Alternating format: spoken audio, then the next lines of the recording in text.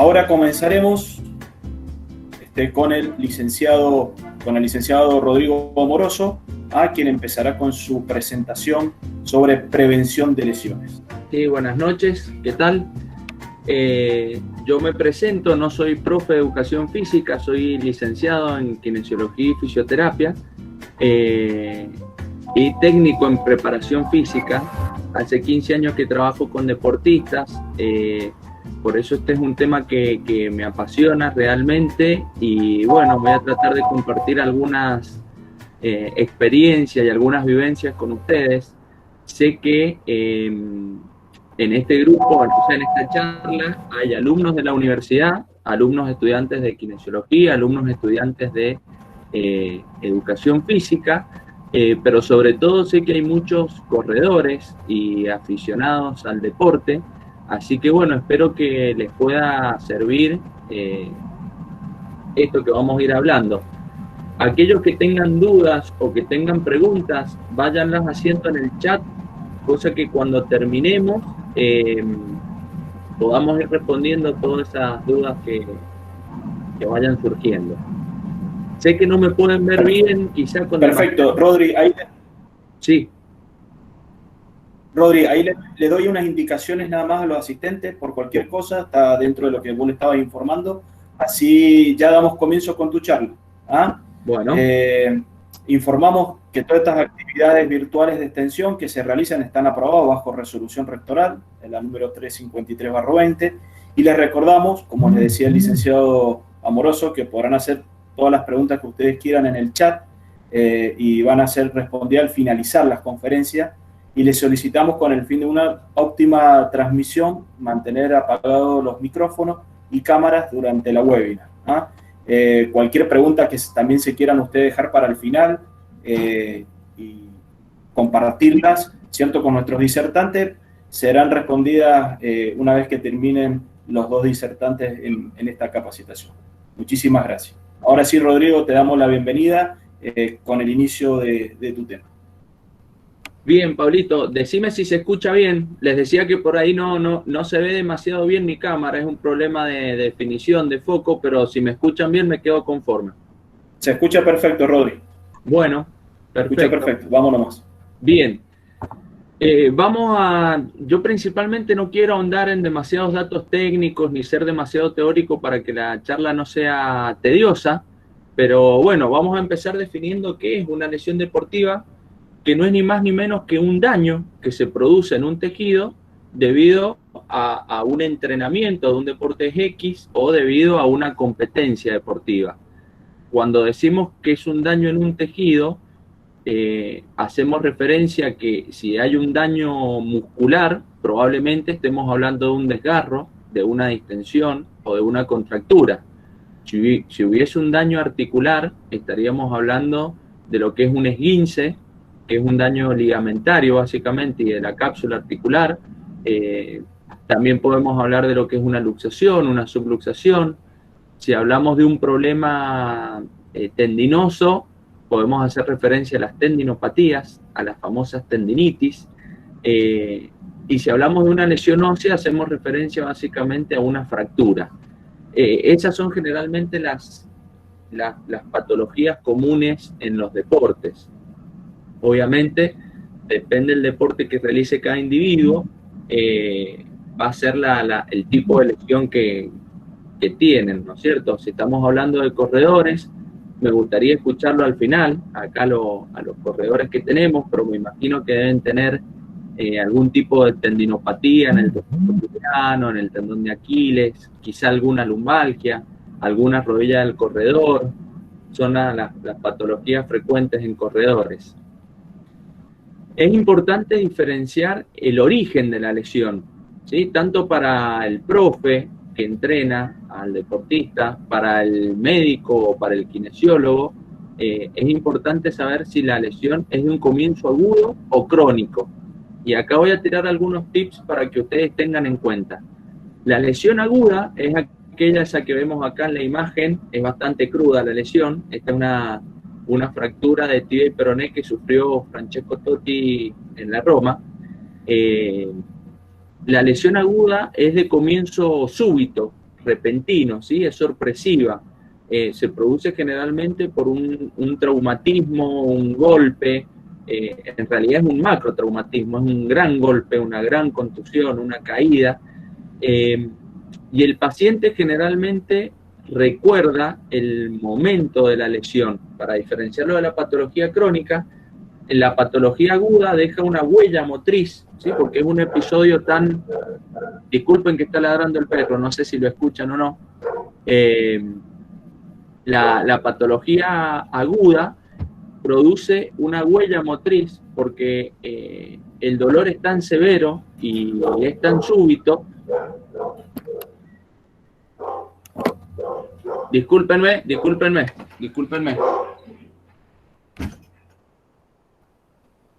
Rodri, no hay problema, tranquilo. Suelen pasar estas cosas. Discúlpenme que con la virtualidad suceden estas cosas. Tengo a los niños y al perro encerrados en una parte de la casa, pero cuando el perro se sale de su lugar suceden estas cosas. Temas de la pandemia. Decíamos que la patología aguda produce una evocación en el individuo que el paciente o el deportista recuerda el lugar, el momento, la hora, el episodio. Por ejemplo, ustedes son las 7 de la tarde de hoy martes y llegan a su casa apurados para escuchar esta charla, pisan mal en el escalón de su casa y se esguinzan el tobillo. Entonces, cuando van al médico van a decir, no, fue el martes pasado a tal hora, pisé una baldosa floja y me esguincé el tobillo. En cambio, la patología crónica el dolor comienza siendo un dolor difuso, sordo, mal localizado, un dolor tenue que pensamos que va a ceder y generalmente no cede y pasan los días, las semanas, hasta los meses, y ese dolor, en lugar de disminuir, se mantiene y va en aumento. Bueno, ahí estamos hablando claramente de una patología crónica. Vamos a suponer que el director de la sede este de la Universidad Massa, Fabián Murri, sale a correr un lunes, vuelve a entrenar, le duele la rodilla. Se coloca hielo, lo más probable es que al otro día o a los 2 días el dolor ceda.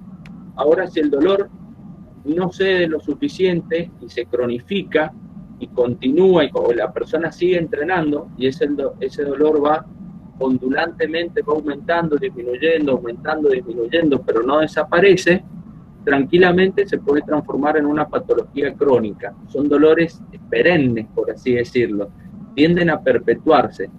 Hablando de corredores, es común el dolor en la cara externa de la rodilla, la famosa rodilla del corredor. Es común una tendinitis en el rotuliano, una tendinitis aquiliana. Es común en todo tipo de tendinitis, en las famosas pubalgias, ¿sí? Y vamos a hablar de los factores de lesión. Hay factores de lesión que son intrínsecos, son propios del individuo, dependen de la genética del individuo y de su organismo, y hay factores extrínsecos que son todos aquellos que suceden por fuera del cuerpo de la persona y que tienen que ver con la superficie de entrenamiento, con el clima, con el calzado, la indumentaria utilizada, etc. Por ejemplo, la edad. Si ustedes ven estas superestrellas del deporte, como son Cristiano y Messi, son superestrellas, pero no son ajenos al paso del tiempo. Ustedes saben bien, lo que ya vamos entrando en años, yo que ya estoy más cerca de los 40 que de los 30, no es lo mismo entrenar cualquier tipo de deporte cuando uno tiene 18 o 20 años a cuando tenemos 37, 40 o más, ¿sí? El paso del tiempo nos va jugando una pasada y bueno, eso nos va acercando a las lesiones si el organismo no se adapta adecuadamente al deporte. Al igual que los factores genéticos. Hay personas, supongamos Messi por su genética está condenado a ser una superestrella, está tocado con la varita mágica a ser una superestrella. Yo, Rodrigo Amoroso, estoy condenado por mi genética, estoy condenado a ser un patadura, ¿sí? Más allá que le ponga mucha voluntad y esfuerzo a los deportes. Genéticamente, nunca voy a ser una superestrella, estoy más cerca de ser un patadura. Y bueno, hay personas que por su genética están condenados a sufrir lesiones y reincidir en las lesiones. ¿sí? Por un tema de la histología de sus tejidos, por un tema de su fisiología, ¿sí? Acá les doy un claro ejemplo. Todos tenemos a esta persona en la cabeza, los que somos futboleros, excelente futbolista, ¿sí? Pero sabemos que es una persona que está totalmente condicionada por las lesiones. Y este es un factor a tener en cuenta. A medida que uno comienza a tener lesiones, a medida que comenzamos a tener antecedentes traumatológicos previos de lesiones, bueno, eso ya nos va haciendo más proclive a la lesión. Si yo tuve un esguince de tobillo, bueno, sabemos que ese tobillo ya queda como un tobillo de cristal, ya queda proclive a sufrir una futura lesión.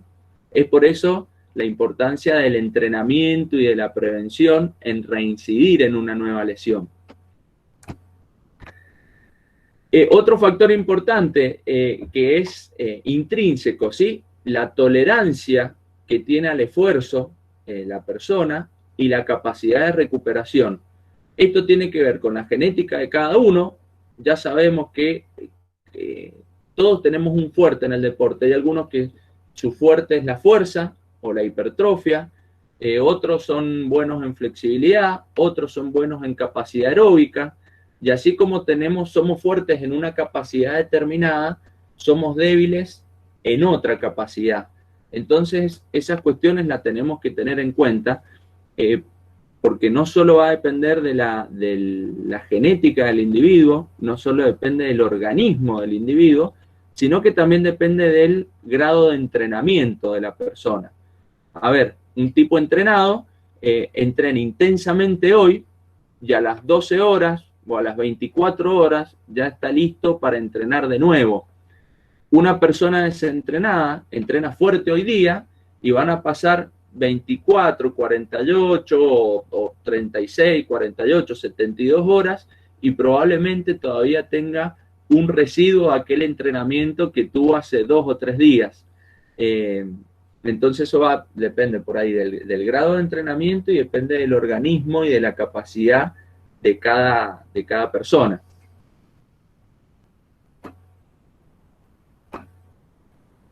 La salud en general, ¿sí? Si alguien tiene si alguien está con síntomas de COVID, por ejemplo, probablemente no va a poder salir a correr, o probablemente si sale a correr no va a desarrollar toda su capacidad o su potencial, o si tenemos algún tipo de patología, de infección dando vuelta en el organismo, de lo que fuere, todo eso, repito, no nos va a permitir desarrollar nuestro potencial como deportista y probablemente nos termine lesionando. Al igual que cualquier tipo de alteración psicológica, a ver, entiéndase, si uno no está bien emocionalmente, anímicamente, de acá sucede un antagonismo, digamos, entre lo que es, o más que un antagonismo, una sinergia, entre lo que es el deporte y cómo uno se siente anímicamente. Por ahí nos sentimos mal emocionalmente, anímicamente, y el hecho de salir a correr, de ir a entrenar, nos hace muy bien, pero a su vez, si uno está mal anímicamente, uno puede ir a entrenar y probablemente no sea la mejor práctica o el mejor entrenamiento. Quiero decir que estamos atados a esto de cuerpo y mente, estamos atados a esto de cuerpo, mente y alma. El ser humano no solo es carne y hueso, sino que también tenemos mentes, emociones, personalidad, que nos puede jugar para bien o para mal. Yo siempre cuento la anécdota, yo trabajo en el Club Godoy Cruz, y un día nos pasó cuando trabajaba en inferiores, un chico que el padre sufrió un infarto el día sábado, él lo lleva al hospital, el padre en terapia intensiva se salva, el chico pasó mucha tensión, mucho nerviosismo, no comió bien, no durmió bien, y el lunes va a entrenar. Le dijimos, ¿para qué venís a entrenar? Volvete a tu casa, está tu viejo internado. No, yo quiero entrenar porque esto me hace bien, no quiero faltar a mis compañeros, al profe. ¿Qué pasó ese lunes en la mañana? El pibe, ¡pim!, se desgarró. Siempre cuento esta anécdota. Ese desgarro no es una casualidad, sino que es una causalidad de su estado anímico, de su estado emocional, de su falta de sueño, de haberse alimentado mal, etcétera, etcétera, etcétera. ¿Sí? Entonces, cuando hablamos de lesiones, no hablamos de cuestiones orgánicas, anatómicas, como un tendón o un músculo, sino que hay un montón de otros condimentos a tener en cuenta. Los desbalances musculares. Esto no voy a ahondar en esto porque es demasiado técnico, ¿sí? No viene al caso.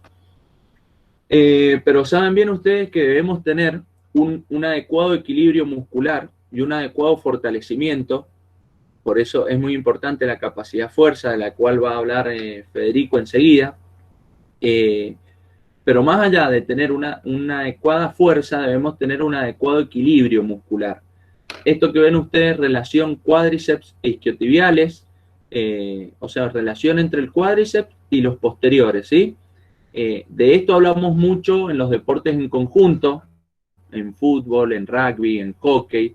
Sabemos que generalmente el cuádriceps es más fuerte que los isquiotibiales, pero cuanto más débil sea el isquiotibial, más cerca y más próximo estamos de que ese isquiotibial se desgarre.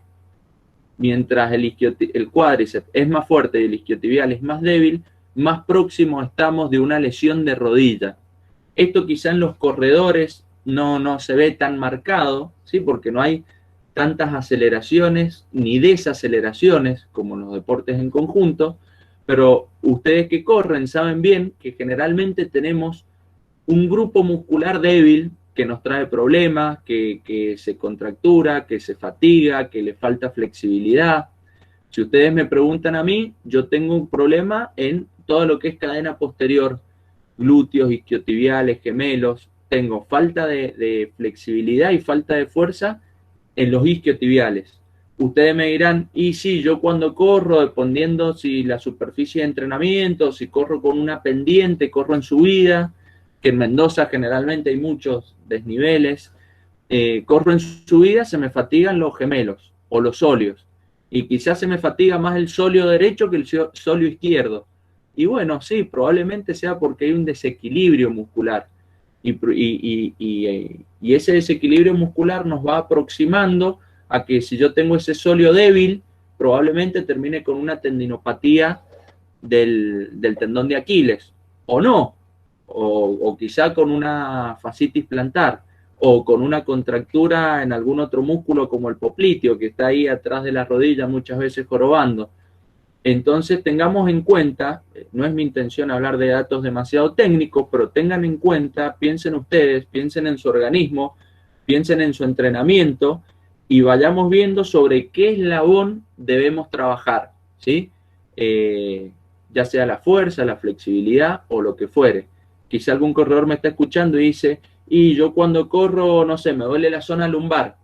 Bueno, habría que ver si no hay ningún problema de columna, si no hay problemas de discos intervertebrales, quizá el problema sea porque hay abdominales muy fuertes y espinales muy débiles, o viceversa. Les dejo esa inquietud, porque más que nada la idea de esta charla no es darle certezas ni verdades absolutas, sino la idea de esta charla es que pensemos y generarles dudas y dejarlos pensando para que estas cositas puedan servir en el día a día a aquellos que entrenan o de aquellos que están estudiando, porque sé que en esta charla hay muchos estudiantes. Otro factor que a veces predispone las lesiones: el nivel deportivo y la capacidad técnica. A ver, cuando hablamos de capacidad técnica, yo les he puesto esta foto de este señor que tiene pinta de oficinista, ¿no es cierto? Camisa, corbata, porque es común que hoy por hoy las personas, más allá de trabajar, hagan deporte, ¿sí? Bienvenido sea. Los paradigmas han ido cambiando. Antiguamente mis abuelos no hacían deporte. El abuelo trabajaba y traía la comida a la casa y la abuela se quedaba ama de casa y cuidaba a los niños, ¿no es cierto? Hoy por hoy, como digo, los paradigmas van cambiando y las personas, más allá de ser padre, madre, marido, mujer o ser trabajadores, también son o somos deportistas, ¿sí? porque yo me he puesto a entrenar, después de algunos años me he puesto a entrenar. Y cuando uno es un deportista nuevo, cuando es un deportista joven, un deportista novato, quiero decir, generalmente entrenamos con muchas ganas, con mucha fuerza, con mucha energía, pero probablemente no tengamos la fuerza adecuada, ¿sí? Ni tengamos la flexibilidad adecuada, ni tengamos el equilibrio adecuado. Quizá tenemos una alteración postural y ni siquiera lo sabemos, quizá tenemos un pie plano y ni siquiera lo sabemos, pero lo que sí sabemos es cuando nos pica el bichito del running, ¿sí? O el bichito de cualquier deporte, uno se pone a entrenar, se pone a entrenar, a entrenar, a entrenar, quizá sin demasiada técnica en el deporte que estemos realizando y sin demasiadas capacidades físicas, y es ahí cuando aparecen las lesiones. El nivel deportivo también influye. A ver, esto nos pasa mucho en divisiones inferiores. Yo ahora trabajo en el Club Godoy Cruz, en la primera del Club Godoy Cruz. ¿Qué pasa cuando uno trabaja en un deporte federado con deportistas profesionales y en primera? El deportista ya se ha ido formando y se ha ido puliendo y ha pasado un gran filtro, no solo desde lo técnico, sino desde las capacidades físicas en divisiones inferiores, ha ido pasando un gran filtro y a la primera te llegan los mejores técnicamente y los mejores físicamente. ¿Hay lesiones? Sí, hay muchísimas lesiones porque se entrena a altísimas intensidades, pero los deportistas tienen mucha fuerza, tienen flexibilidad, tienen muchas capacidades, no solo técnicas, sino también físicas. Ahora, cuando trabajamos en divisiones inferiores, los chicos, adolescentes o púberes no han pasado ese filtro desde lo físico y tenemos déficit de todo tipo, ¿sí? Es más o menos cuando empieza a hacer deporte por primera vez una persona que tiene 30 años o 45 años. Se pone a hacer deporte, te pica el bichito del montañismo y te pones a hacer montaña, pero, o running o lo que fuere, pero generalmente hay muchos déficits. Entonces, en el deportista amateur, por más que no entrene a altísimas intensidades, terminan habiendo muchas lesiones. Jugamos, supónganse que yo me junto a jugar con mis amigos solteros contra casados, un partidito del fútbol, el fútbol de los lunes, ¿sí? Entrenamos a baja intensidad, o sea, jugamos a baja intensidad porque somos lentos, no deberíamos lesionarnos, pero ¿qué pasa? No entramos bien en calor, no tenemos fuerza, no tenemos flexibilidad, terminamos de entrenar y no elongamos como corresponde, no nos hidratamos como corresponde, en vez de tomar agua tomamos coca o una cerveza. Bueno, todo eso hace que el deportista esté próximo a la lesión. Les quería mostrar este videíto de este chico que es de manual, siempre lo muestro. Fíjense, hablando de alteraciones posturales, fíjense el pie plano de este chico y el déficit que tiene. Ahí está haciendo una sentadilla a una pierna. Fíjense, este pie es un pie plano, se prona, las rodillas se va al valgo, se va hacia adentro. Sucede en las dos piernas, es bilateral esa dismetría, digamos. Eso es una evaluación dinámica que hacemos, sentadilla monopodal. Fíjense cuando le agregamos velocidad, cuando a esa rodilla le agregamos la recepción del salto. Fíjense el gran desequilibrio que hay. Sigue el mismo patrón, pie plano, rodilla al valgo, compensa con el tronco, compensa con los brazos. ¿Qué les quiero dar a mostrar con este video? Esa rodilla es una bomba de tiempo, ¿sí? El chico había llegado al consultorio con un dolor en la cara externa de la rodilla, no sabíamos bien por qué, y cuando nos ponemos a evaluarlo nos encontramos con esto. Si alguno de ustedes, corredores, tiene una alteración postural así, puede que pasen 20 años y no se lesionen, o puede que dentro de 20 minutos se lesionen, ¿sí? No quiero ser fatalista, simplemente les quiero dar a mostrar, les quiero enseñar cómo a veces podemos llegar a tener una alteración o un déficit y ni siquiera lo sabemos. Por eso la idea de esta clase es que abramos los ojos, chicos y chicas y chiques. No sé si estén de acuerdo con el vocabulario inclusivo, pero se me vino a la mente decirlo y lo dije. ¿Qué son las alteraciones en la trilogía de base? Es lo que se conoce comúnmente como el entrenamiento invisible. ¿Qué es el entrenamiento invisible? Bueno, es todo aquello que hacemos las otras 22 horas del día que no estamos entrenando. Básicamente, ¿qué comemos? Acá tenemos a Flavia Rini, que es una especialista, o sea, cuál es la calidad y la cantidad del alimento en virtud y en relación del deporte y de que hacemos y del trabajo que tenemos, etcétera. ¿Cuál es la calidad y la cantidad de la bebida? ¿Cómo nos hidratamos? ¿Y cuál es la calidad y la cantidad de sueño?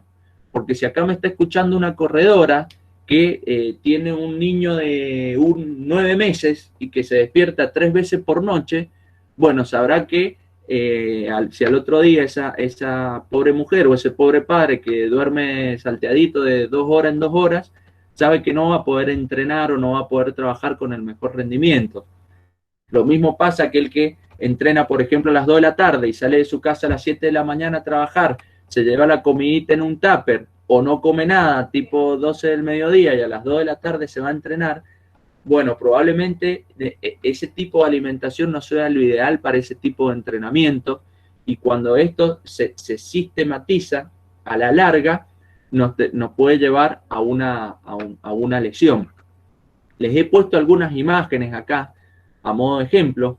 Este deportista que está tomando cerveza, ¿sí? Pero bueno, está tomando una bebida alcohólica porque tiene una medalla colgada en el pecho. Probablemente debe hacer 6 meses que no prueba un trago de alcohol, ¿sí? Caso contrario, les he puesto la imagen de otro deportista. Yo lo tuve de jugador en un club de fútbol de acá de Mendoza, y esta persona, que lo deben conocer, sabemos que no dormía como corresponde, ni no comía como corresponde, y no se hidrataba como corresponde. Eso hizo que, más allá que esta persona no se lesionó nunca, yo por conocerla tuve un desgarro de autor nada más, tocado con la varita mágica, un privilegiado desde lo físico, pero podría haber jugado en Europa hasta los 35 años y no fue así. Su carrera deportiva fue en detrimento, ¿sí? Por hábitos que deberíamos tener fuera del entrenamiento, ¿sí? No durante el entrenamiento. Bien, vamos ahora a los factores extrínsecos. Yo le estaba hablando de todo lo que sucede desde la piel del deportista hacia adentro. Ahora vamos a hablar desde la piel del deportista hacia afuera. Por ejemplo, un entrenamiento inadecuado me puede producir una lesión. Fíjense, esta es una foto mía de cuando yo tenía más músculo y menos pelo. No, se darán cuenta que no soy yo. A ver, si ustedes me dicen, esta persona que está acá en el sillón de cuádriceps, ¿es un físico-culturista? Bueno, yo les diría bien, ¿está entrenando como un físico-culturista? Bueno, adecuadamente, suponemos. Ahora, si ustedes me dicen, esta persona de esta foto es un corredor y está entrenando de esta manera, bueno, no quiero decir que esté entrenando mal, pero por lo menos está entrenando de manera inespecífica. Entonces, ¿qué les quiero decir? Cada deporte tiene un tipo de entrenamiento adecuado, ¿sí? Es lo que se llama especificidad, que probablemente va a hablar Fede enseguida.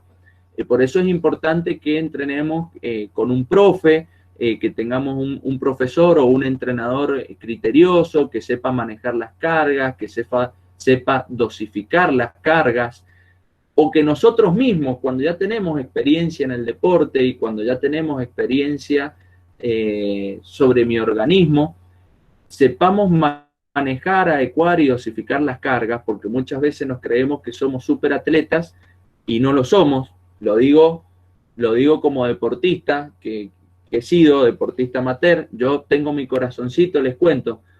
Yo he entrenado mucho, he hecho de todos los deportes, no he sido corredor de pista, pero yo durante algunos años de mi vida hice montañismo y hice muchas carreras aventura, carreras de montaña, y bueno, muchas veces uno cree que puede dar más, creemos que somos más y de lo que somos realmente. Me pasó, fui a una carrera en Chile, a un ultramaratón, fui como un león y volví como un ratón, abandoné, me deshidraté, terminé con suero. Entonces, quiero decir, tenemos que ser realistas del deporte que hacemos y de las capacidades que tenemos y cómo dosificar las cargas y cómo entrenar. Y eso depende no solo del profe que nos da las indicaciones, sino que depende de nosotros mismos, chicos, como deportistas. Me gustaría que esta charla fuese mucho más interactiva, que tuviésemos un ida y vuelta, pero bueno, el formato no nos lo permite. Después podemos hablar, si pueden hacer preguntas.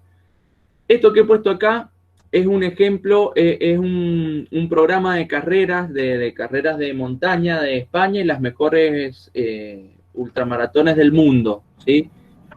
Del 2020.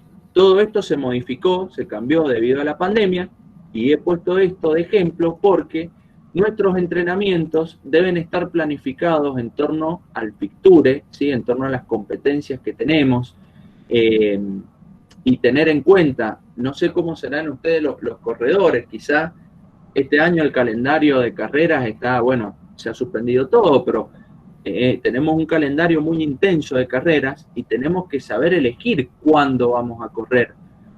Según cada uno sus capacidades, capaz que sabe que puede correr una vez al mes, bueno, perfecto, una carrerita por mes. Ahora, si yo en un mes meto 3 carreras, tenemos que saber que probablemente estoy planificando mal, porque me parece a mí, dependiendo qué tipo de carrera, tenemos carreras de 10 kilómetros, 21 de 42, de 80, no importa, pero depende de la carrera y depende del organismo de cada individuo, tenemos que saber y planificar no solo nuestro entrenamiento, sino nuestro picture de competencia para no lesionarnos, ¿sí? Si yo meto 3 carreras en un mes, probablemente voy a terminar con fatiga, sobrecargas musculares, contracturas o algún tipo de tendinopatía, quizás. Entonces tenemos que ir modulando las cargas, lo que se llama proceso de modulación de las cargas. Si no, estamos... 3 minutos, profesor. ¿Cómo? Disculpe. Sí. 3 minutitos para ir terminando. Bueno, gracias, Pablito. Esto es importante, chicos, a la hora de elegir el calzado deportivo. No elijamos zapatillas por moda, por el color, por la marca, sino tenemos que conocer nuestra pisada, ¿sí? Tenemos que saber, si yo tengo un pie plano, probablemente va a comprar unas zapatillas con un realce interno, ¿sí? El pie plano pisa así. Si yo tengo un pie cabo, tengo que comprar unas zapatillas con un realce externo, ¿sí?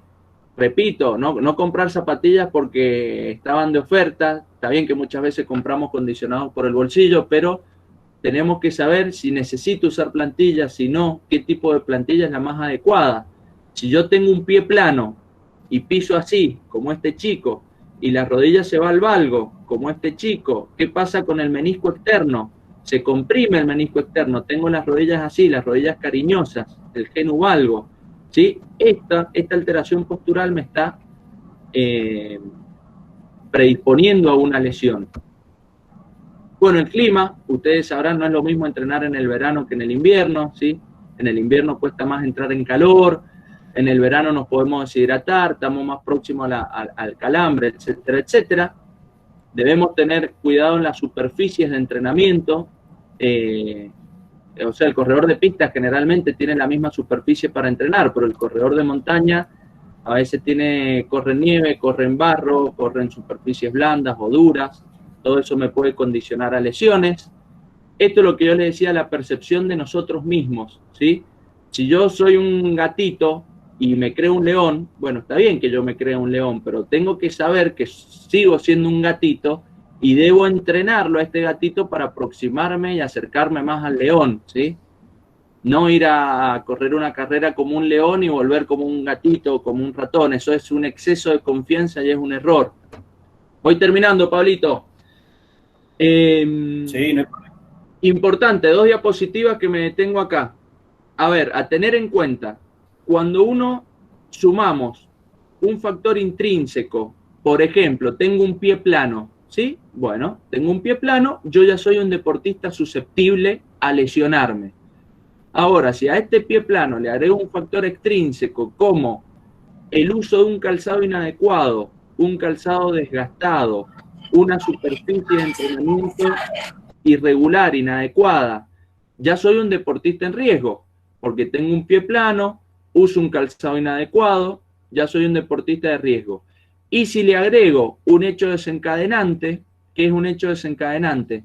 La gota que rebalsó el vaso. lo que nosotros llamamos factor gatillo, ¿sí? Pisé mal, pisé un pozo, una champa, ¡pin!, aparece la lesión, ¿sí?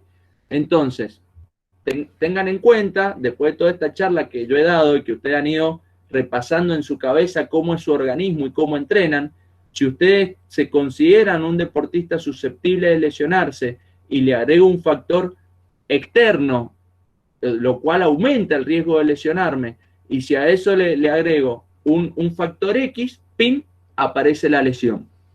Y para terminar y darle paso a Federico, ¿cuáles son los 3 pilares para prevenir una lesión o para rehabilitarnos luego de una lesión? Primeramente, entrenar la fuerza, ¿sí? Es un pilar fundamental, por eso Fede va a hablar del entrenamiento de la fuerza. Muy importante el entrenamiento de la propiocepción y de la coordinación neuromuscular. De esto podríamos hablar 4 horas, yo lo voy a nombrar nada más. Con aquellos alumnos de la carrera que estén escuchando, es un tema que vamos a retomar en tercer y en cuarto año. Bueno, como ya Pablo me está marcando el tiempo que se acaba, les agradezco por haberme escuchado y espero que les sirva estos humildes aportes que he podido transferirles y los pongan en práctica. Muchas gracias.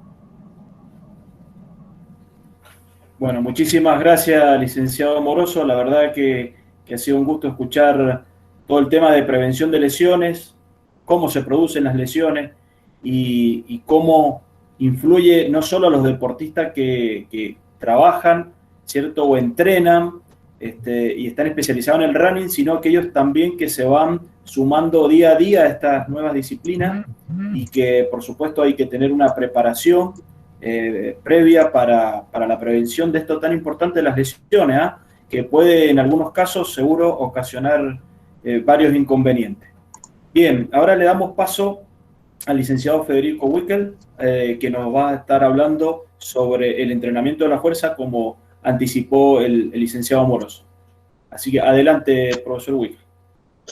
Bueno, buenas noches a todos. Gracias primero a la organización de la sede por la oportunidad de participar de este webinar y bueno, le agradezco a Rodrigo por la primera parte. La verdad que es difícil después de una charla tan buena seguir tratando de mantener la atención de ustedes.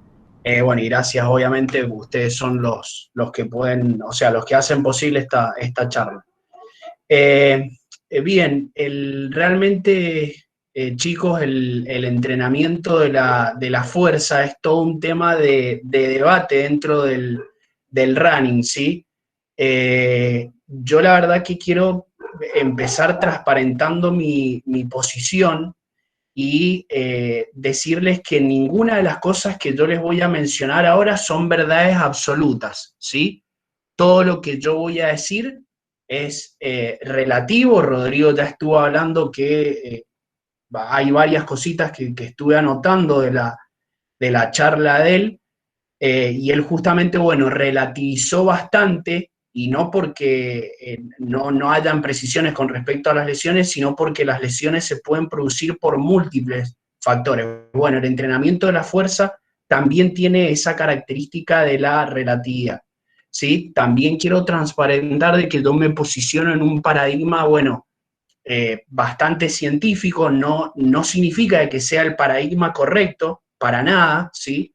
Pero bueno, quiero transparentar esas dos posiciones esas dos posiciones que yo tomo para poder empezar a dar esta charla. Bien, empezamos con el entrenamiento de fuerza. Hay un libro muy interesante, después si quieren en la parte de las preguntas podemos hablar un poquito. Hay muchos libros, pero este me pareció muy bueno traerlo a colación. Es de David Epstein y habla un poquito sobre lo que Rodrigo empezó mencionando en la primera parte de su conferencia. Si un atleta nace o se hace excelente, ¿sí? Y bueno, él hace la comparativa de las dos situaciones, tanto la genética como las horas de entrenamiento, ¿sí? Y hay conclusiones muy interesantes. Yo la verdad que creo que es una conjunción de las dos cosas, ¿sí? Es una conjunción de la genética y es una conjunción de las horas de entrenamiento, no solamente en volumen, sino en calidad, ¿sí? Y eso va a atender la charla que yo voy a dar ahora. ¿Cómo podemos hacer que el entrenamiento de la fuerza en el running, ¿sí?, sea de calidad, ¿sí? Y vamos a ver de que probablemente no sea el volumen lo que me haga la calidad, tal vez las percepciones que nosotros tenemos de la intensidad que tiene que tener el entrenamiento de fuerza no sea lo adecuado, ¿sí? Bien, antes de meternos en esa parte, tenemos que ver algunos conceptos, no sé, por ahí un poquito teórico, pero nos dan un contexto y un marco para ver desde cuándo viene el entrenamiento de la fuerza en el running, ¿sí? Fíjense, nosotros desde la edad antigua ya tenemos registros de entrenamiento de la fuerza, o sea que evidentemente nosotros cuando hablamos de fuerza, en el ámbito de las ciencias del deporte, la enmarcamos dentro de lo que son capacidades condicionales. Esto significa, o sea, que la fuerza es una capacidad que directamente condiciona el rendimiento deportivo nuestro. Bueno, evidentemente esto lo entendió la humanidad desde muy temprano. Fíjense, algunos lo vamos a ir pasando muy rápido. En el 3600 a.C., ¿sí? Esto es antigüedad. En China aparecen las primeras referencias, ahí los súbditos hacían trabajos de fuerza para servir a los emperadores, o sea, se hacía un trabajo de fuerza con el fin de servir a los emperadores en China. Fíjense, la dinastía de Zhou, estamos hablando 1122 al 249 a.C., ya los soldados debían pasar exámenes de musculación, de fuerza, para poder entrar al ejército, ¿sí? Hay evidencias de la utilización de pesas en la civilización egipcia e india. Grecia nos deja muchísimas, y probablemente nosotros tengamos presente en nuestra cabeza todas las esculturas, ilustraciones, inclusive se han hecho muchas películas con respecto a la importancia que se le daba al entrenamiento de fuerza, a la musculatura en la civilización grecia, ¿sí? Fíjense, inclusive el siglo VI antes de Cristo es conocido como la edad de la fuerza, o sea, imagínense relacionar un siglo directamente con la fuerza, o sea, evidentemente es algo que va tomando mucha predominancia, mucha importancia en la humanidad. Galeno, que es, si hay alguno del ámbito de la medicina, es uno de los primeros médicos de la antigüedad, ¿sí?, se refería con frecuencia al ejercicio con pesas en su tratado de preservación para la salud, o sea que él ya empieza a utilizar el entrenamiento de fuerza para el mantenimiento, la promoción, la preservación de la salud, ¿sí? Fíjense cómo esto va trascendiendo. El poeta romano Marcial, del 40 al 104 después de Cristo, escribió: ¿por qué los hombres fuertes trabajan con estúpidas pesas? O sea, haciendo referencia un poquito en forma despectiva, pero al trabajo de pesas. Y esto no solamente excede, o sea, no solamente involucra al sexo masculino, sino también a las mujeres, ¿sí? Hay una pared de mosaico en una vida romana, ¿sí?, que representa a una niña ejercitándose con pesas. O sea, vemos que hay un muy acentuado consideración a la fuerza. Veamos un poquito en la edad moderna. Durante el siglo, acá ya esto empieza a ser más empírico el trabajo. Durante el siglo XVI en Europa empezaron a aparecer libros acerca del entrenamiento con pesas. Siglo XVI estamos viendo.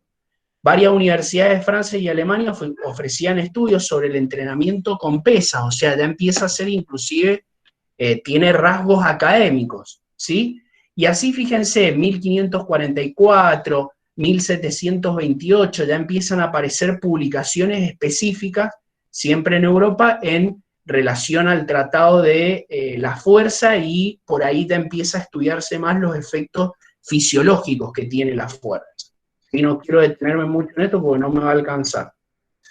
Y estamos en la edad contemporánea, ¿sí? Me centro acá en otra fecha, 1860, McLaren es un escocés que recopila el primer sistema de entrenamiento físico con mancuernas y con pesas en barra para la Armada Británica. O sea, esta fecha es importante porque acá se empieza a visualizar la primera sistematización del entrenamiento de fuerza. Hasta ahora era, como yo les decía recién, todo muy empírico, basado en la experiencia. Todo esto da el sustento para la aparición del culturismo y la halterofilia como deporte, ¿sí? Entonces ya vemos dos disciplinas, el culturismo y la halterofilia, que se sustentan en todos estos años de experiencia de la humanidad. O sea que no es algo que aparece de forma así súbita y sin digamos, un hilo conductual histórico, que es lo que nosotros acabamos de ver. Pero es muy importante centrarnos que realmente el desarrollo científico del entrenamiento de fuerza es reciente, chicos, ¿sí? Aparece en el siglo XX y ahora vamos a ver un poquito un exponente bien importante de el entrenamiento de fuerza y de la sistematización desde el punto de vista científico.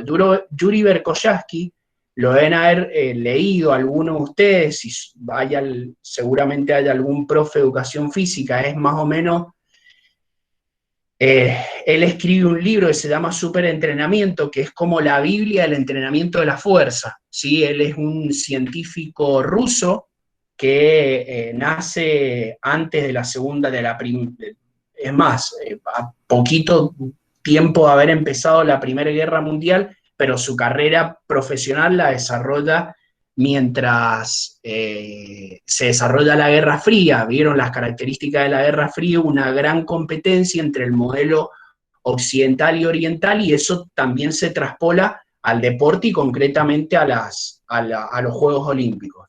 Y él hace un gran trabajo de investigación de la fuerza. Ese libro después, si alguno lo quiere, se lo puedo facilitar. ¿Qué dice Verkhoyanski con respecto a la fuerza? Él destaca tres cosas muy importantes. Primero, fíjense que es un componente esencial para cualquier ser humano. Y fíjense lo importante de esto es que él no lo suscribe a esto primero a la disciplina deportiva o al desarrollo deportivo. O sea, por lo tanto, la fuerza, chicos, excede totalmente lo deportivo. Y de ahí la importancia del desarrollo de la fuerza. Ni hablar, obviamente, ahora nos vamos a ir metiendo en el rendimiento deportivo y en el desarrollo de la fuerza en el running, ¿sí? Él también menciona que la fuerza es el producto de una acción muscular iniciada y orquestada por procesos eléctricos en el sistema nervioso. Bueno, de hecho, la contracción, el proceso de la contracción muscular se inicia con un impulso eléctrico, un tema muy, muy lindo para desarrollar, pero bueno, no nos alcanza el tiempo para verlo a eso. Y de ahí también el componente, ¿sí?, neuromuscular que nosotros tenemos que considerar con el entrenamiento de la fuerza, ¿sí? No es solamente, digamos, que la fuerza se desarrolla por acción del tejido muscular o del músculo esquelético, ¿sí? Hay un componente nervioso muy importante y que es previo a la contracción muscular. Y él define a la fuerza como la capacidad de un músculo o grupo muscular determinados para generar una fuerza muscular bajo condiciones específicas. Y acá, chicos, me voy de nuevo un poquito a la charla a lo que estuvo comentando recién Rodrigo, de que él habló de la especificidad. Nosotros enseguida vamos a llegar un poquito a los principios del entrenamiento y vamos a hablar de la especificidad. La fuerza en un contexto no específico no hay que trabajarla, ¿sí? No hay que trabajarla, y Verkhoyanski es uno de los primeros que menciona este concepto de especificidad que nosotros enseguida vamos a ahondar un poquito más. Fíjense, chicos, la foto esta es la primera, acá donde estoy pasando el mouse, es muy ilustrativa. Fíjense cómo se enseñaba todo esta es la parte fisiológica del desarrollo de la fuerza en la Unión Soviética previo al año 89, que es cuando cae el muro de Berlín, y bueno, empieza a concluir esa carrera armamentística y de gran tensión, ¿sí? Bien, algunos beneficios con respecto a la fuerza, chicos, en general, ¿sí? Los atletas entrenados en fuerza tienden a tener mayor masa libre de grasa, ¿sí? Eso es muy importante, un tema para hablar en profundidad, y la importancia de disminuir la masa grasa y aumentar en proporción la masa muscular. Los sujetos entrenados con altos niveles de fuerza muscular tienden a tener un metabolismo de la glucosa mucho más mejorado, ¿sí? Y esto es importantísimo cuando uno ve los sistemas energéticos y la importancia del metabolismo de la glucosa en la producción de energía para carreras de maratón, por ejemplo. Aumento de la densidad mineral ósea, fundamental para todo lo que es el esqueleto digamos, el tejido de sostén del organismo, ¿sí? Es importante determinar, chicos, que eso vamos a ahondar también un poquito más adelante, que no mejora el consumo de oxígeno, y es algo muy determinante para el rendimiento deportivo en maratonistas o en runners, ¿sí? O sea que no hay una relación con el consumo de oxígeno. Y hay gran cantidad de datos que señalan que la fuerza está asociada a mejoras en la capacidad de rendimiento submáxima, al equilibrio de la glucosa, a la salud ósea, a la reducción de la incapacidad física y al aumento del bienestar psicológico, ¿sí? Acá también Rodrigo estuvo hablando de esa importancia de lo psicológico. Bien, obviamente, chicos, que la reducción de la obesidad abdominal, especialmente en el caso del sexo masculino, es fundamental y también tiene que ver con el entrenamiento de la resistencia muscular, ¿sí? Bien, todo eso, chicos, está basado en esta publicación, ¿sí? No es autoría mía, así que bueno, es importante dejarlo.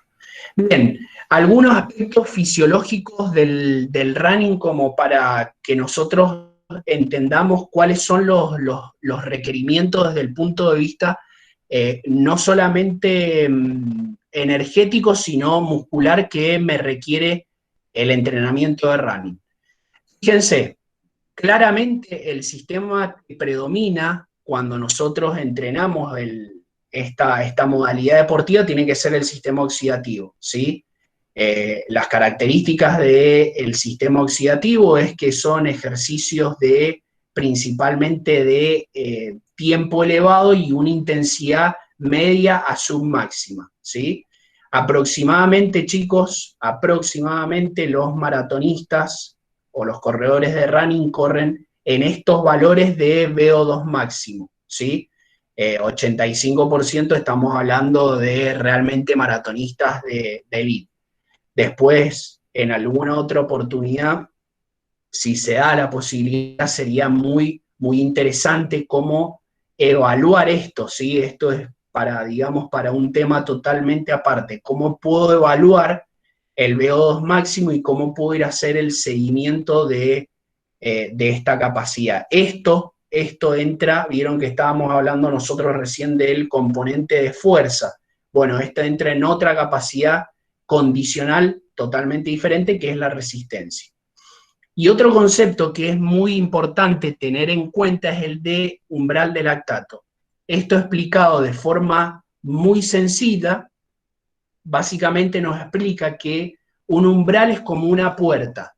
Hay un momento que para el corredor el ejercicio o la carrera deja de predominar el sistema oxidativo y empiezan a predominar sistemas anaeróbicos de producción de energía. ¿Eso cuál es el prejuicio o el inconveniente que trae asociado? Que en el momento en que se pasa eso por la intensidad, y acá tiene que ver mucho el desarrollo de esto, del VO2 máximo, la persona se va a fatigar si quiere mantener la intensidad de ese ejercicio. Entonces a mí en ese momento me quedan, como maratonista, como corredor de running, me quedan dos opciones. O disminuyo la intensidad sustancialmente para que de nuevo pueda empezar a predominar el sistema oxidativo, o trato de bancar lo más que puedo hasta que directamente me fatigo, y entiéndase la fatiga, y también lo dejo ahí para desarrollar en otra oportunidad como un mecanismo protector. Así que ojo con el tema de la fatiga, de verlo como un enemigo.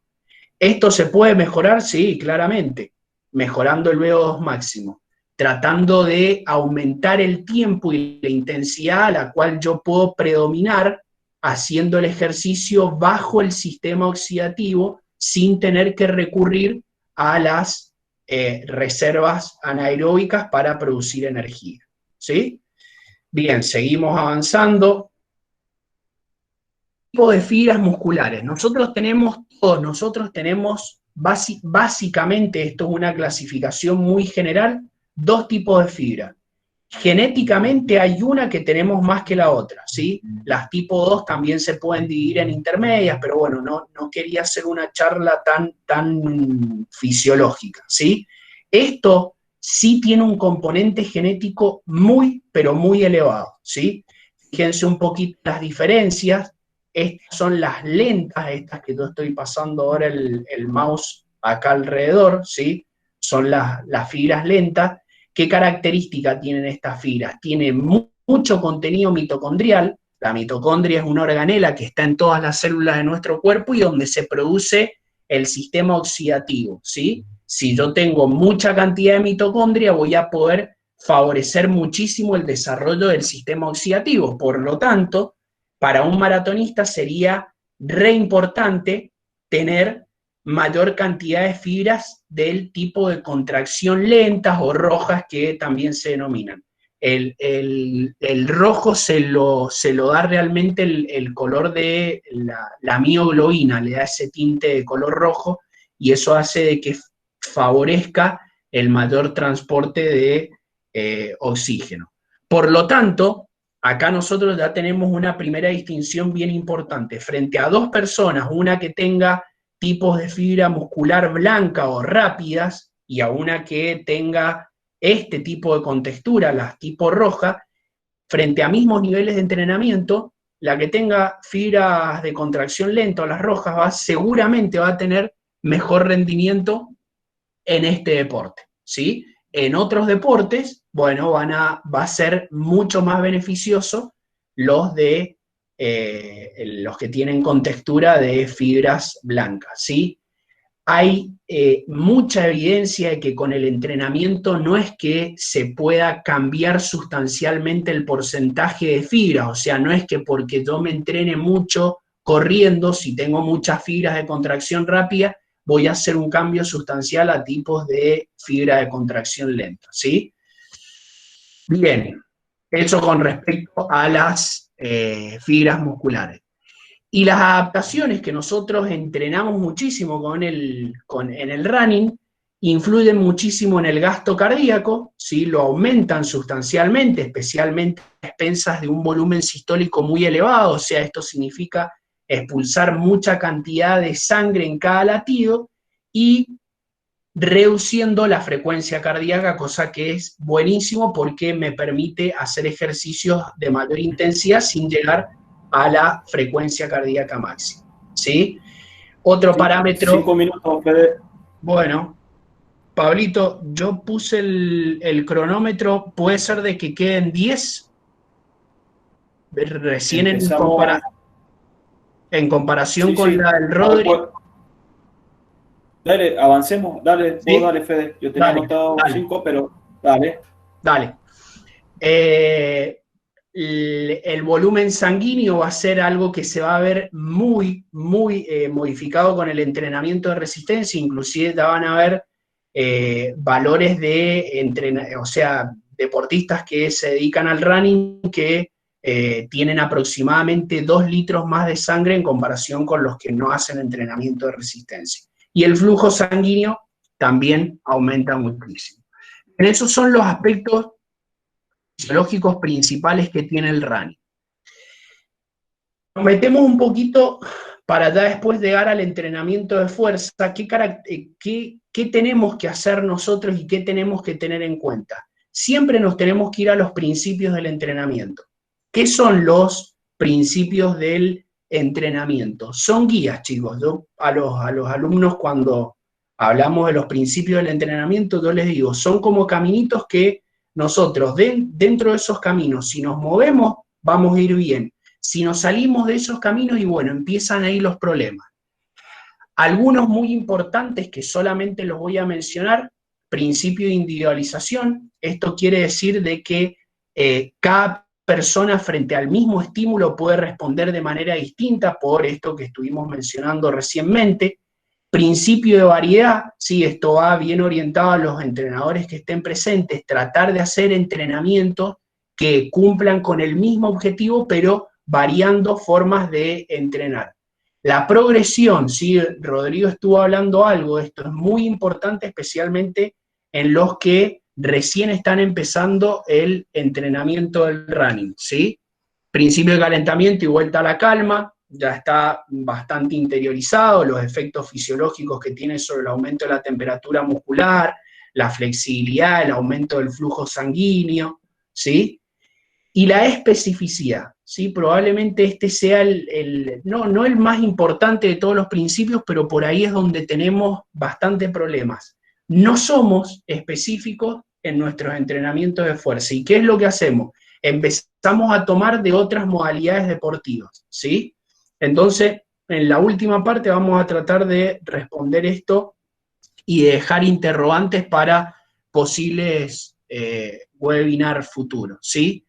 Otro muy importante es el principio de continuidad, ¿sí? No se logran hábitos y adaptaciones si no hay continuidad, ¿sí?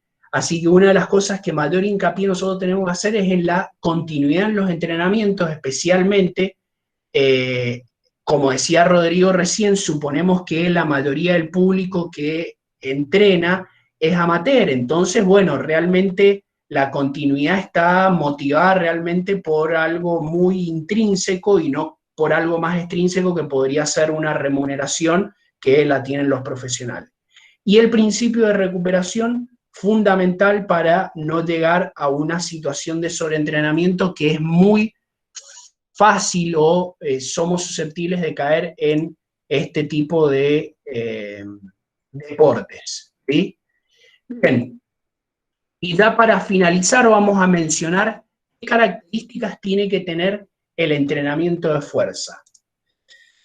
Esta diapositiva, chicos, habla por sí sola, ¿sí? No existen ninguna receta que me solucione o que me diga cómo tiene que ser el entrenamiento de fuerza. Desconfíen de todas las recetas que les digan algunos blogs de internet, ni hablar de los influencers que por ahí vemos en las redes sociales, ¿sí? Las recetas directamente desestímenlas totalmente. Y las rutinas, bueno, sí, son importantes porque las rutinas las diseña un profesional de la educación física y tienen el conocimiento para hacerlo. Vamos a ver un poquito qué características debería tener esta rutina del entrenamiento de fuerza, ¿sí? ¿Cuáles son los beneficios bien concretos que tiene el entrenamiento de fuerza en el running? ¿Sí? Hay un aumento, hay una mejora en el rendimiento entrenando la fuerza. Eso está demostrado, ¿sí? ¿Qué tipo de fuerza deberíamos utilizar? Es la fuerza explosiva, ¿sí? Ya lo vamos a justificar por qué. Tengo que tratar de hacer acciones muy rápidas, ¿sí? Y que las pueda prolongar en el tiempo. Se ha comprobado el desarrollo de la fuerza explosiva mejora las carreras de 5 kilómetros o inclusive más, ¿sí? La economía de la carrera, o sea, el gasto energético que yo tengo en la carrera, se ve optimizado cuando yo tengo entrenamiento de fuerza, o sea, que voy a gastar menos energía con más entrenamiento de fuerza, ¿sí? ¿Cuáles son otros beneficios? Retraso en la aparición de la fatiga, esto que nosotros estábamos hablando que directamente me imposibilita la continuación de la carrera, también se ve favorecido por el entrenamiento de la fuerza. Y se mejora la velocidad máxima, muy importante, especialmente en los sprint finales, cuando uno está por llegar, es muy importante el sprint y eso tiene una relación directa con el entrenamiento de fuerza. Bien, tipo de fuerza, muy importante para los profes o para los alumnos o para los kinesiólogos que estén acá y para los corredores pedirlo, medir y evaluar. Lo primero que nosotros tenemos que hacer es conocer los niveles de fuerza que tiene una persona. Hay muchos test que se pueden hacer para eso, repito, para un futuro webinar, el tema de la evaluación, ¿sí? Tener en cuenta alguna cosa, bajos niveles de fuerza van a producir rápidas adaptaciones, o sea que yo puedo ser un entrenador muy malo, ¿sí? y tengo una persona que me llega con muy bajos niveles de fuerza y yo voy a ver una gran mejora, pero no porque yo sea bueno, sino que porque cualquier estímulo va a mejorar. Eso no se va a ver con maratonistas o atletas que tengan una condición de aptitud física óptima, ¿sí? Importantísimo hacer un trabajo introductorio, ¿sí? Esto los profes lo manejan bien, de adaptación y acondicionamiento anatómico, especialmente para ir aumentando progresivamente las cargas y la incorporación de la técnica de los ejercicios, que es fundamental, ¿sí? Especialmente para las lesiones agudas y crónicas, ¿sí? Bien, estuvimos hablando un poquito de las diferencias entre una persona poco entrenada y la muy entrenada. Dos fuerzas que yo considero que deberían trabajar muchísimo, luego obviamente el trabajo de adaptación y todo eso, es la fuerza máxima y la fuerza potencia. ¿Por qué? Ambas fuerzas me involucran la coordinación neuromuscular, esto que nosotros habíamos estado hablando al principio, que es el componente central de la contracción muscular. Eso me lo aseguro con estas fuerzas, ¿sí? Y aparte, me va a ir mejorando la mecánica y la energética de los músculos. ¿Para qué? Para convertir toda esa potencia metabólica, este desarrollo que yo he logrado con los trabajos de larga duración que hacemos de campo, de metros, de kilómetros que metemos en la semana, ¿en qué? En potencia mecánica, ¿sí? Si yo tengo déficit de fuerza máxima y de fuerza potencia, todo eso que yo he logrado a nivel metabólico no lo voy a poder convertir en potencia mecánica, que es lo que me permite el movimiento, ¿sí? Y ¿con qué tiene que ver? Este desarrollo de la fuerza máxima y de la potencia tienen que ver directamente con el tiempo de contacto que tiene el atleta en el piso. ¿Cómo son los tiempos de contacto? Muy breves, pero ¿qué es lo que hay que tratar de hacer en ese tiempo de contacto? Producir un impulso muy elevado, ¿sí? Desaconsejo totalmente el entrenamiento ya en deportistas, digamos, que tienen un nivel de condición física adecuado, el aumento excesivo de la masa muscular. ¿Por qué? Porque aumenta el peso, ¿sí? Pero no aumenta la densidad mitocondrial y la densidad capilar, ¿sí? Entonces voy a tener un problema porque voy a tener que abastecer a mayor cantidad de tejido, ¿sí? Sin tener ese aumento de la densidad mitocondrial y capilar, ¿sí? Y por lo tanto puede ser de que el VO2 máximo se vea dificultado. Entonces, considerar el entrenamiento de la fuerza máxima y de la fuerza potencia, ¿sí? Y desestimar grandes niveles de hipertrofia para que no me quede un desbalance entre una masa muscular muy elevada, que me aumente el peso corporal, no es nocivo a nivel cardiovascular, pero me aumenta el peso corporal, perdón, y sin un aumento de esta densidad mitocondrial y capilar y una disminución del VO2 máximo, ¿sí? Ojo que acá no estoy diciendo que si cuando nosotros hacemos este primer paso, ¿sí? No vemos que la persona, por ejemplo, tiene muy bajos niveles de fuerza y muy bajos niveles de masa muscular, donde en esos casos es recontra necesario hacer un trabajo de hipertrofia para llegar a niveles considerables mínimos de masa muscular, porque sin masa muscular no hay posibilidad de desarrollar fuerza máxima y fuerza explosiva, ¿sí? Eso lo acabo de mencionar, tampoco es autoría mía, está centrado en este trabajo, en esta publicación científica del año 2010, donde dice cómo, o sea, entrenamiento de la fuerza para corredores de distancia, una perspectiva científica, ¿sí? Bien. Terminamos. Disculpen si por ahí fui bastante rápido en la presentación. La verdad que bueno, que espero que se hayan generado algunos interrogantes, ¿sí? Para que, como decía Rodrigo, ustedes puedan abrir las cabecitas, las percepciones que uno tiene de la práctica que ha hecho anteriormente, o esto que hablamos de las recetas, de por ahí lo que vemos de otros entrenadores, y empecemos a cuestionar desde una perspectiva científica las prácticas del entrenamiento del run, ¿sí?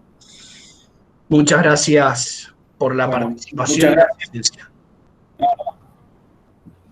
No, muchas gracias a vos, Federico, y a Rodrigo, que, bueno, la verdad estos dos temas han sido muy interesantes. Seguro que habrán muchos interrogantes, muchas preguntas, y antes de pasar a ellas, quiero darle un minutito, unas palabras a nuestro director de CDT, el licenciado Fabián Murri.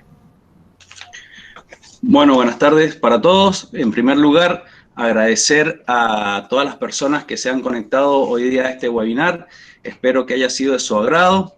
Les vamos a dejar una dirección de correo electrónico para que puedan hacer alguna sugerencia, y además también le vamos a dejar una breve encuesta que la van a llenar online sobre la disertación.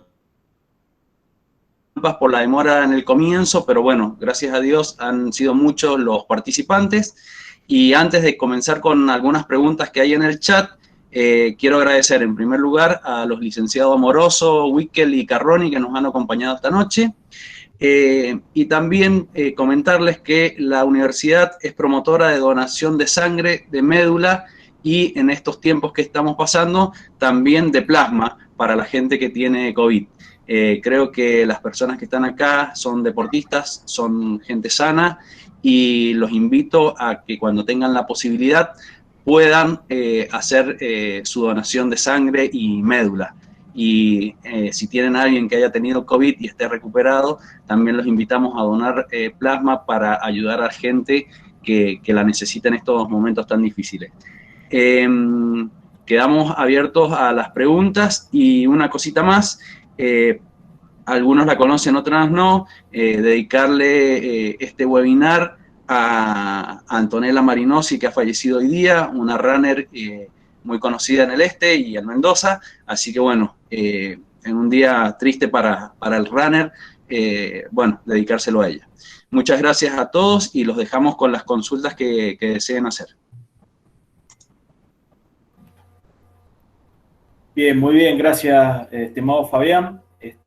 Ahí comenzamos con unas dos preguntitas que tengo anotado acá del chat, dos asistentes.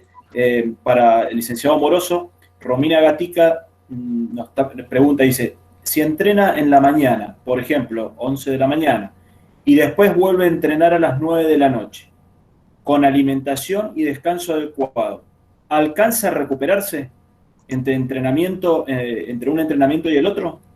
Mirá, Pablo, si me permitís, le voy a ceder la respuesta a Fede, que él es especialista en fisiología, sí, sabe mucho más que yo, eso va a poder responder mejor. Pablo, perdóname, ¿me podés leer de nuevo la pregunta, por favor? Sí, sí. Dice, si entrena en la mañana, alrededor de las 11 de la mañana, media mañana, y después vuelve a entrenar esta persona a las 9 de la noche, con alimentación y descanso adecuado, ¿alcanza a recuperarse, cierto, entre un entrenamiento en la mañana y el otro? Bien, ¿cómo se llama la chica que preguntó? Así me dirijo a ella con el nombre. Romina Gatica. Bien, Romy, mirá, a ver, te respondo fundamentando un poquito lo que recién estuve hablando. Principio de individualidad, ¿sí? Yo me sentiría tentado a por ahí decirte, y sí, pero la verdad es que debería conocer todo esto que por ahí Rodri estaba hablando de los factores extrínsecos e intrínsecos, y ver cómo es realmente tu día a día, ¿sí? Realmente, si vos sos una persona donde no tenés, digamos, muchas exigencias extra de lo deportivo, yo te diría que sí, que alcanzarías perfectamente a recuperarte, ¿sí? Después es todo un tema muy lindo para desarrollar, cómo debería ser la periodización de cuando uno hace doble turno, como es el caso de la pregunta que vos hacés, ¿qué me convendría hacer en la mañana y qué me convendría hacer en la tarde? cuántas veces eso lo puedo repetir durante la semana, qué signos y síntomas tengo que tener en cuenta de sobreentrenamiento, si hay algunas alarmitas que se van prendiendo a nivel fisiológico que yo puedo tener en cuenta para decir, che, me estoy pasando un poquito la mano con el entrenamiento, tengo que disminuir un poquito la frecuencia, que sería el componente de la carga que vos estás manifestando en este momento. Entonces, por ahí, la respuesta general, sin conocerte y, digamos, hasta muy aventurado de mi parte, sería decirte, en principio, sí. Habría que ver, como te digo, esto, sustentarnos en el principio de individualidad y analizar en particular tu caso, ¿sí? Es muy importante que si vos te entrenás con un profesor de educación física, que constantemente vos vayas teniendo una interacción con él y le vayas comentando todo lo que vos sentís. Ni hablar si en el equipo o en el gimnasio donde vos vas hay un kinesiólogo. Todas las molestias que vos sientas y todo eso, las tenemos que tomar muy en cuenta porque, como te digo, en este deporte hay que evitar muchísimo el sobreentrenamiento, ¿sí? Que es una situación bastante, digamos, fácil de que se produzca y es muy nocivo, ¿sí?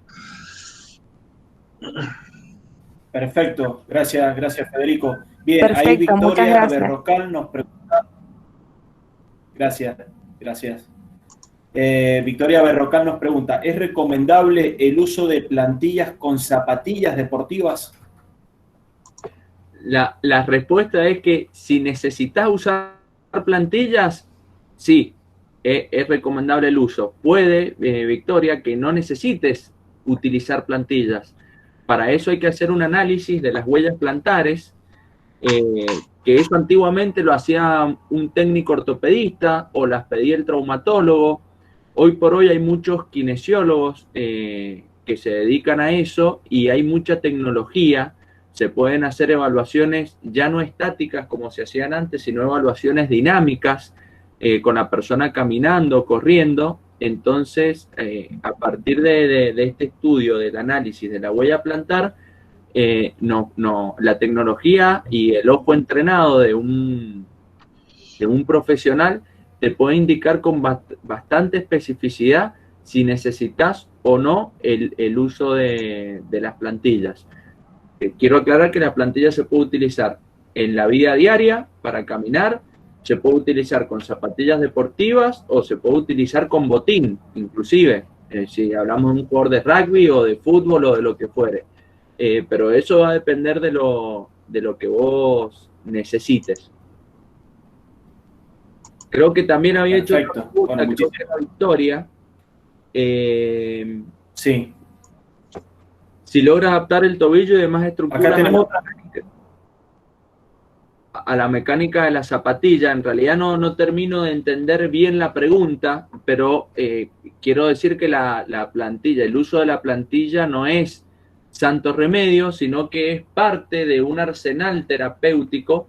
Quizás sea una de las partes más importantes, pero no es lo único a atacar si hablamos, por ejemplo, de un pie plano.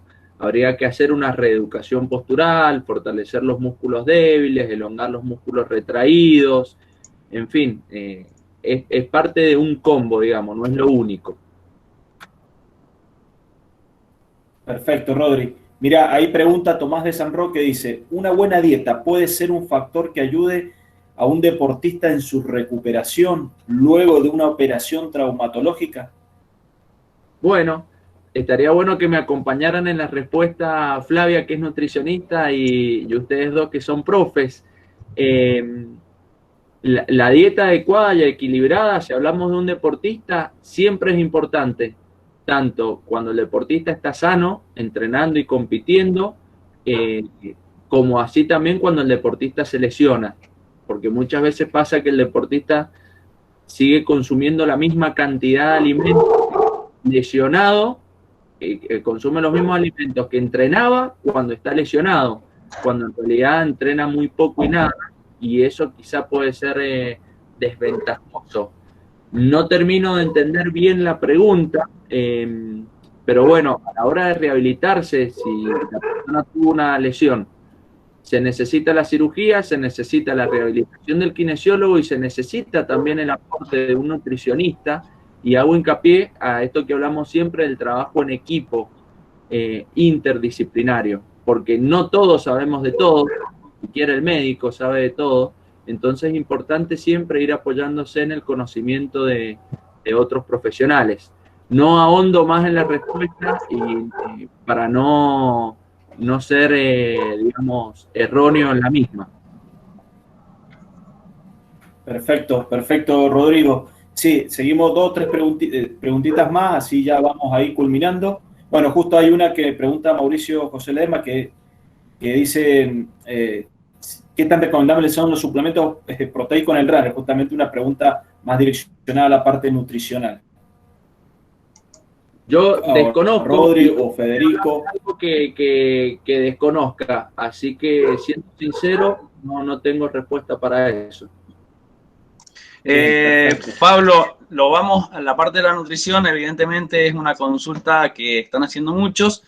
Sí. La vamos a dejar para un próximo webinar, nutrición en el deporte, ya lo hemos hablado, así que muy pronto les llegará la invitación. Les pedimos que nos sigan en redes, en Instagram y en Face, para que estén atentos y puedan enterarse de estos nuevos webinars que están siendo solicitados por privado, sobre todo los de nutrición. Así que lo vamos a tocar al tema, quédense tranquilos. Perfecto. Ahí nos ha dado el puntapié inicial para la próxima webinar. Bien, hago otra preguntita acá, más que acá nos está haciendo Maxi Sánchez, en la cual dice, ¿es recomendable entrenar un tipo de entrenamiento, por ejemplo, hipertrofia en las mañanas y en la tarde-noche, por ejemplo, ejercicios para mejorar la resistencia? ¿Se entendió bien ahí la pregunta? Sí. Mira, Maxi, en el contexto de la pregunta que vos haces, yo creo que la hipertrofia vos deberías trabajarla en casos de deportistas donde vos, producto de una medición, percibas de que los niveles de masa muscular son muy bajos, ¿sí? En ese caso es fundamental el trabajo de la hipertrofia para aumentar la masa muscular y después direccionarlo hacia esto que nosotros acabamos de decir en la presentación. Ese desarrollo de la masa muscular, orientarlo hacia el trabajo de fuerza máxima y de la fuerza explosiva, ¿sí?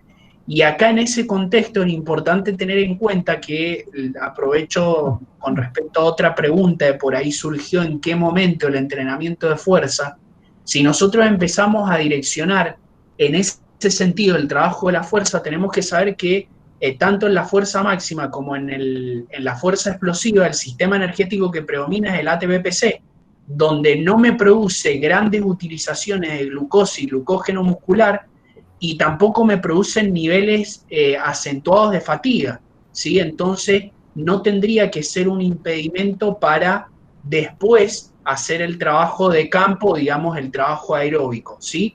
Esa dirección del entrenamiento de la fuerza que propusimos en la exposición, ¿sí? No obstante, si nosotros tenemos una disponibilidad recontra acentuada del día para poder organizar los entrenamientos, nosotros ya sabemos por la fisiología del ejercicio que los picos de testosterona aproximadamente están entre las 7 y las 8 de la mañana y después tenemos otro pico de testosterona alrededor de las 15 horas.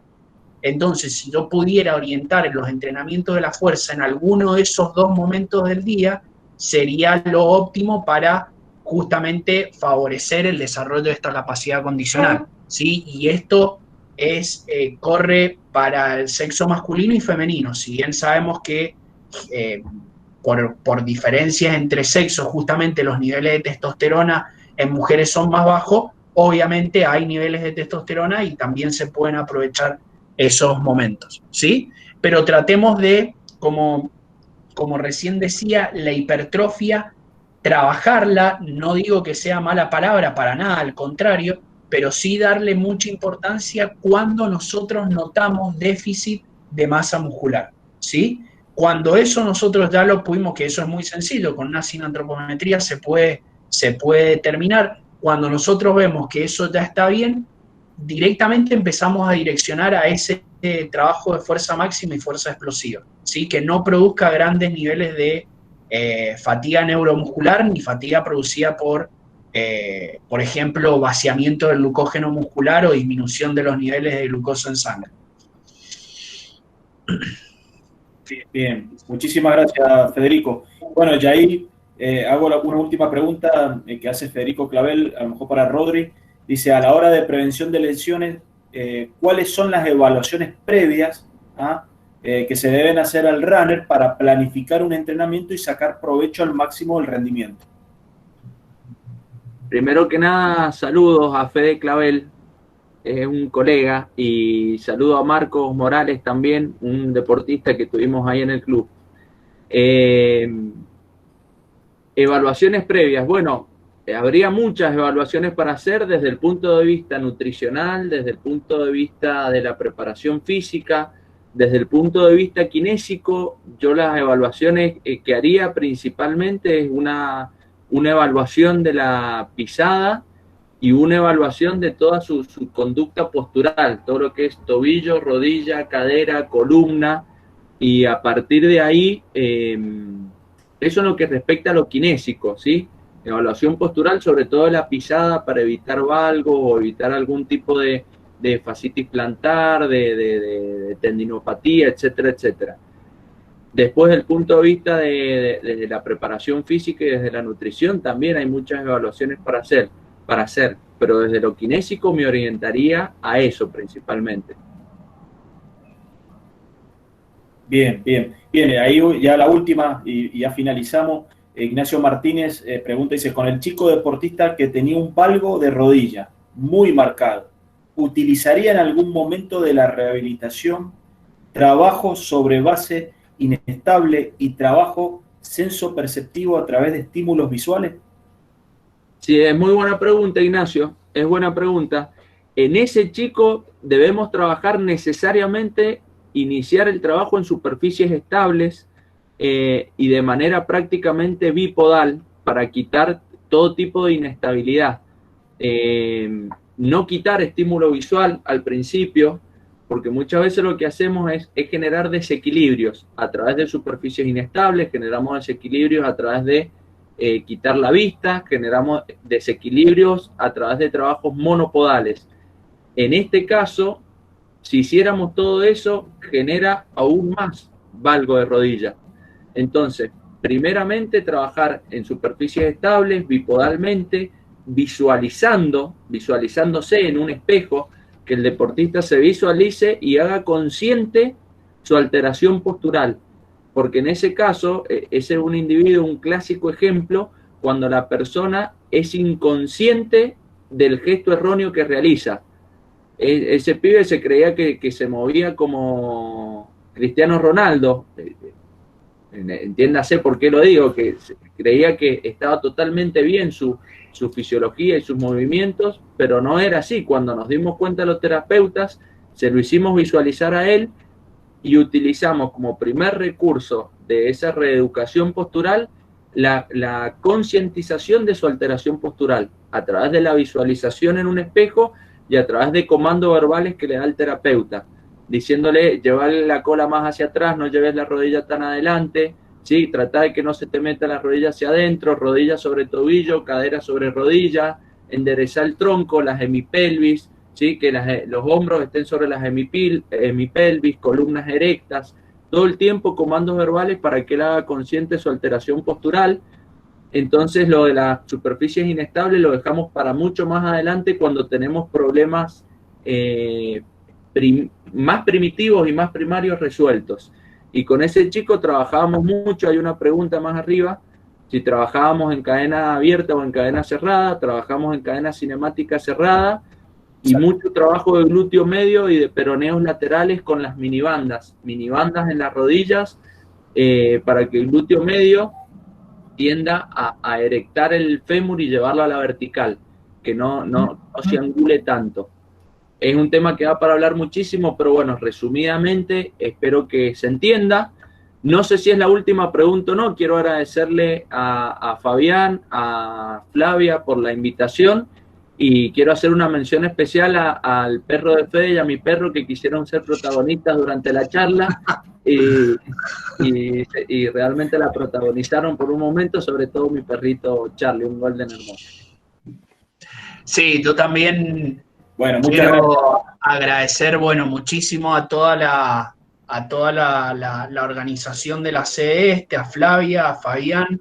Quiero agradecer también a Pablo Carroni, sé que son un equipo que trabajan muchísimo todos los días y realmente creo que si esto ha tenido éxito ha sido claramente por el trabajo de ellos. Quiero bueno, manifestarlo y también manifestar la felicidad que me da compartir con Rodrigo esta exposición, porque bueno, realmente es un amigo, somos compañeros de trabajo y cada vez que lo escucho a Rodrigo aprendo muchísimo y eso creo que es lo más importante que me puede dejar a mí la charla, seguir aprendiendo y ampliando los horizontes de la cabeza. Así que muchas gracias a todos, también a ustedes los Muchas participantes, gracias, Fede. les agradezco. Muchas gracias, Fede. Muchas gracias, A muchas todo el gracias, equipo y a Fede. los oyentes, principalmente. Bueno, muchísimas Muchas gracias, gracias. Bien, profesores. Flavia, te dejo. Sí, la dejamos a Flavia para que haga el cierre. Muchísimas gracias, profe. Desde el Vicerrectorado Gracias, de Fabi. Investigación, Extensión y Vinculación, organizado por el área de extensión de CEDESTE y desde la Facultad de Educación y Kinesiología, esperamos que este encuentro haya sido de su total interés. Les solicitamos que respondan una breve encuesta que les he dejado en el chat para que podamos seguir mejorando las actividades online de extensión de la universidad. Nuevamente les agradecemos a todos por estar hoy presentes y los invitamos a participar de las próximas actividades. También en el chat les he dejado nuestros Instagram donde pueden seguirnos y estar al tanto de todas las actividades que se van realizando. Muchísimas gracias, profesores, profesor Pablo Carroni, Federico Wicker, licenciado Rodrigo Amoroso, por estar acompañándonos y habernos brindado este excelente webinar. Muchas gracias a todos los participantes y los que se quedaron hasta esta hora.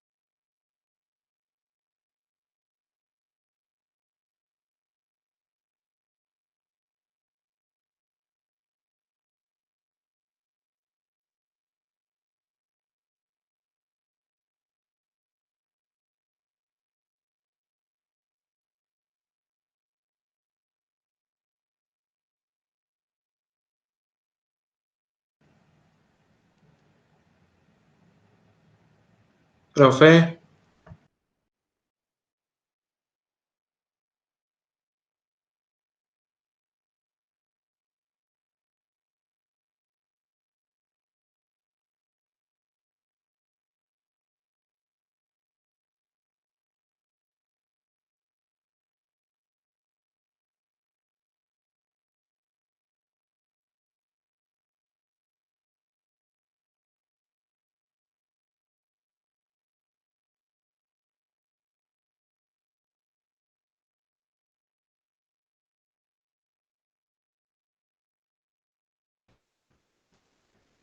Le hago una consulta por acá. Con respecto a lo que tiene que ver... Hola.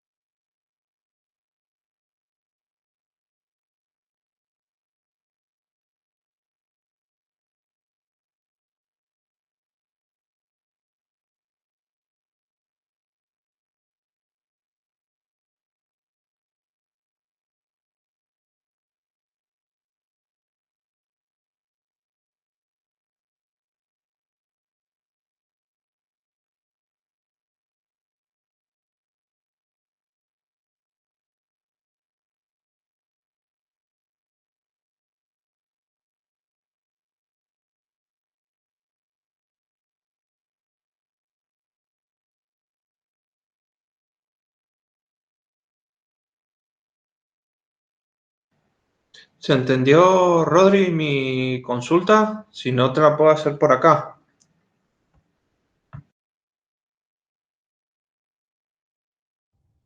Sí, Javier, disculpa que estaba en una llamada al teléfono. Ahora sí te respondo. Sí, no hay drama.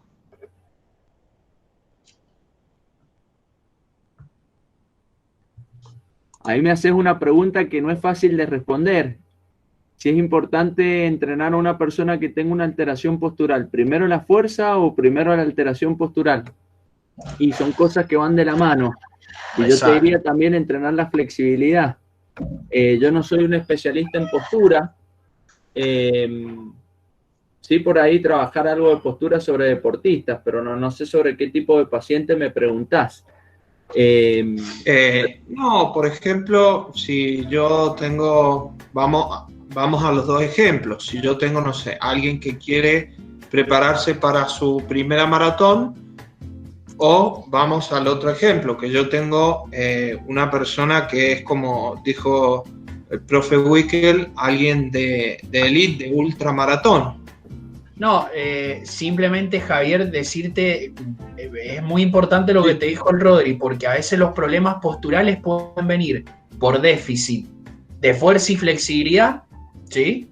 Entonces vos ahí tenés que analizar a dónde está el problema de fuerza y dónde está el problema de flexibilidad y los tenés que